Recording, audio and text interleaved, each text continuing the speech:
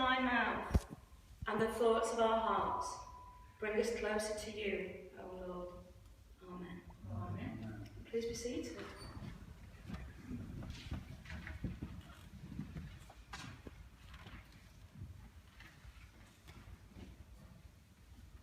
Happy New Year to you all.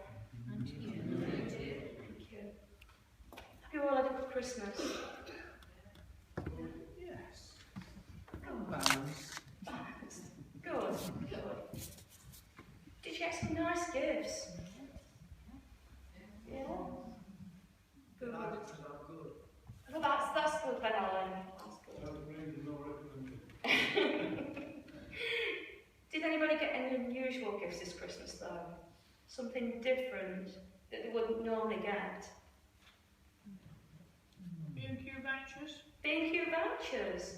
What are you going to spend those on the net? Nelson paint. Oh, wow. Very useful. Very useful indeed.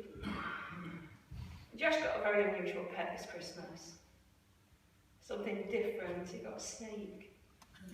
I wasn't going to let him have one, but he'd been so good. I thought he deserved it. Is it a big snake? It grows big. Not yet. It's only about that long. Is it going to get big? It is going to get about that long. 6, 7 I foot. think they can grow up to about 7 foot or something like that. But yeah, I don't mind while it's little. It's when it gets really big. But that's another story for another day.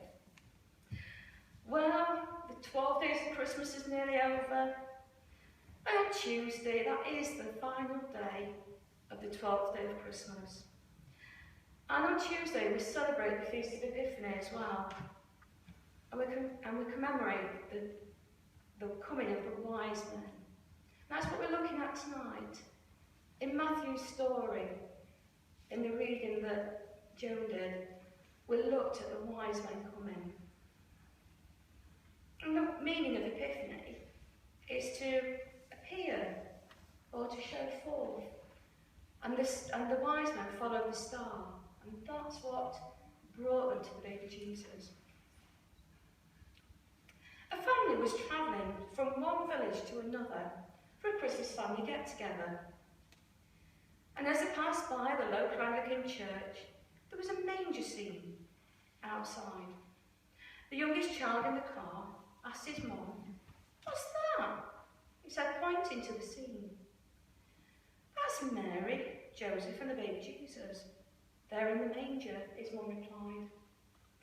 Travelling further down the road, they passed a Methodist church, where the scene was depicting the journey of the wise men. "Who are they?" the young boy asked. His mum replied, "Those are the wise men who are looking for the baby Jesus." Thinking long and hard for a minute, the young boy replied, "Well, they can't be that wise." His puzzled mum looked at him and said, "Why is that?" But the young boy immediately replied, "Well, they won't find him there because it's down the road at that other church."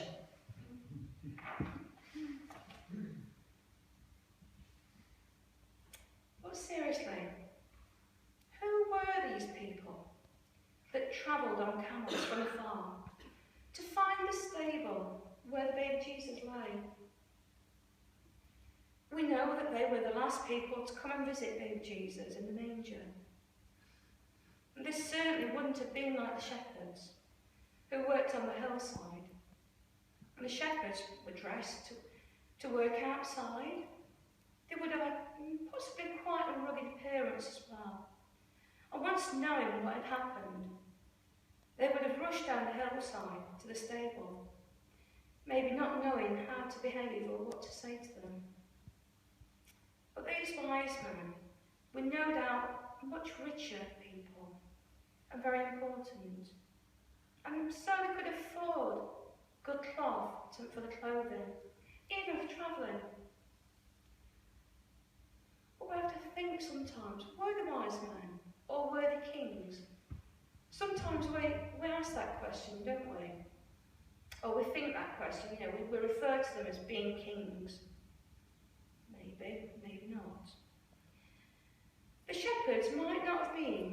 as well educated, but if they were Jewish, they might have learned to read because they'd learned to read in the temple. But the wise men, they would have probably read lots and lots of books. It might have been books of wisdom or prophecy, and were proficient in analysing the movement of the stars as well, and calculating the patterns for astronomy, which explains why they would have noticed the star much sooner. And so they would have been very excited about that, finding this unusual star in the sky. Because the shepherds were working nearby, they came from the fields, and they were told by the angels to go to Bethlehem to find the baby Jesus. Their journey was much quicker. In Matthew's Gospel, that we heard earlier, Matthew refers to the wise men, to them being the wise men from the east. And as they came from the east, it would may have been Persia or Arabia that they could have taken, that they came from. It might have taken them months to travel to reach their destination, not days or weeks. Imagine, travelling all that time on a camel. In the desert as well, where in daytime it would have been quite hot, but at night time it would have been very cold. We assume, or in the story, we thought there were 3 that entered the stable because of the reference of the gifts that were given as well. But there may have been many more on the entourage to Bethlehem. But one thing we do know about the wise men and the shepherds, that they both had in common, that they both came to the crib to worship the Christ child.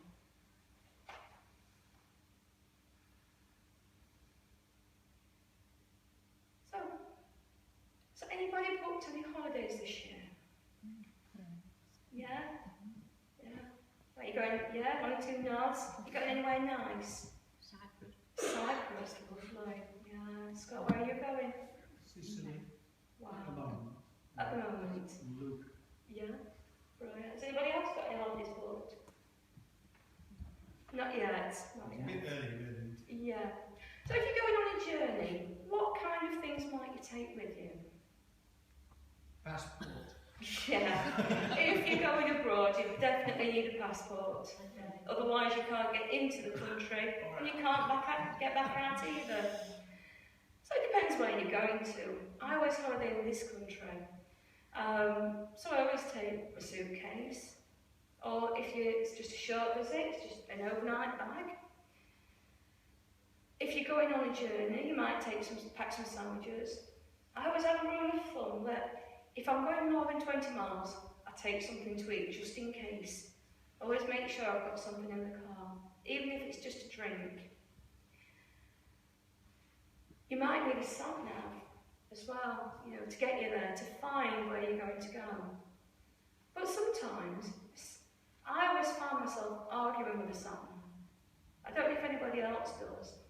You might know a route that's semi-familiar, you may have been on it before, but the sat-nav will always take you in the wrong direction, and you might end up where you don't want to be. But these wise men certainly didn't have anything like this when they went on their journey. They didn't have a sat-nav that was going to tell them in an annoying voice that they're going to turn left or turn right, or even take a U-turn when they've taken the wrong direction. They would have made lots of wrong directions on their route, but they got there in the end. Because the star that shone in the sky helped them to do this. And because they made the commitment to find the stable of the newly born king, nothing was going to stand in their way at all. Now we heard the story of Isaiah, which we heard earlier. And Isaiah wrote about the birth of Christ many, many years before Matthew did. And the visit of the wise man. In verse 4, it says, "Lift up your eyes and look around.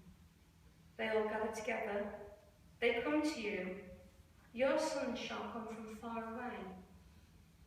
And in verse 6, it was written that a multitude of camels shall cover you, the young camels of Midian and Ephah, and all from Sheba shall come, and they shall bring gold and frankincense, and shall proclaim and praise of the Lord. Isaiah wrote that passage many, many years before the baby Jesus was born.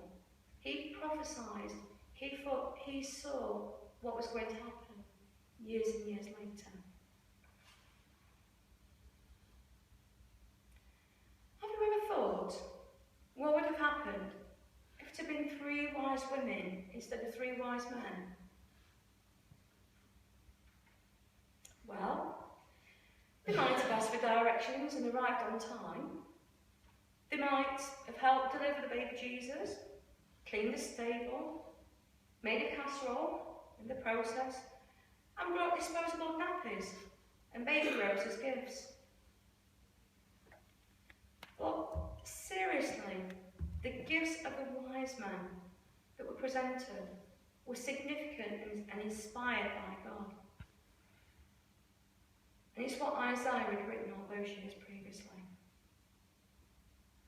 The gold that the gifts were presented to the infant king and presented his royalty as a king of the Jews. And the gift of gold to the Christ child was symbolic of his divinity, God in flesh. It would also have been a commodity which would have supported Mary and Joseph financially as they went to Egypt. The gift of frankincense was used as a symbol of holiness and righteousness. It was a perfumed oil that was burned in the temple as a symbol of prayer. And the gift of frankincense to the Christ child was symbolic of his willingness to become a sacrifice and wholly giving himself up. And myrrh, the final gift, was an expensive spice that was used in embalming and represented his death for us. It was sometimes mingled with wine as well to form an article of drink. And this such drink was given to our Saviour when he was about to be crucified. Myrrh symbolised the bitterness, suffering and affliction that the baby Jesus would grow to suffer as a man and would pay the ultimate price when he gave his life on the cross for all who would believe in him. There weren't the normal kinds of gifts that would have been given to a newborn baby, but these gifts were given with care and adoration of the newborn king. But there's a wonderful message that we can take from these wise men too. And these men, just normal men, everyday working, in the midst of the normal working days, they were studying the charts when God gave them a sign about the star and the king, the newborn king. Now God doesn't make appointments to meet people, doesn't make appointments to meet us. It's not limited to meeting us at a certain place or in a certain time, but it will come any time. He can and he will speak to us anywhere at any time if we open our hearts and our ears to listen.